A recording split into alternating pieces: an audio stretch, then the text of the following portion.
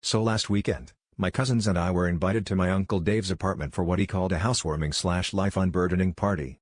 He had recently gone on a big self-improvement kick, the kind where he starts every sentence with "according to this podcast." We were all expecting a fancy new setup, maybe a big TV or at least a couple of bean bags. When we got there, we were greeted by nothing. I mean, not even a coat rack. The living room was a barren wasteland of IKEA regrets. Naturally, we all just kind of stood there, unsure of the appropriate way to sit or exist in this vacuum of comfort. Uncle Dave, meanwhile, was grinning ear to ear, showing us an empty corner like it was a new Tesla. "Isn't it liberating?" he said, gesturing with dramatic flair at the wide-open, echoey space. "I've sold everything. If I want to sit, I do it cross-legged. If I want to eat, the floor is my table.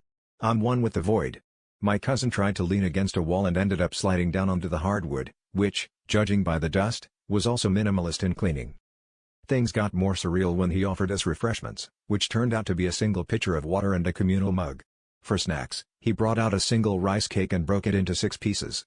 "Minimalist portions for minimalist living," he declared, as we all silently weighed the pros and cons of leaving early versus dying of thirst. To keep us engaged, he suggested a new party game, Guess What Used to Be Here, which turned out to be mostly us standing in a circle pointing at floor stains and making wild guesses. Spoiler, they were all coffee. By the end of the evening, we were all stiff, hungry, and questioning our relationship with furniture. Uncle Dave, however, was positively giddy. As we shuffled out the door, he clapped me on the back and said, "You know, less is more, especially when it's less work for me to clean."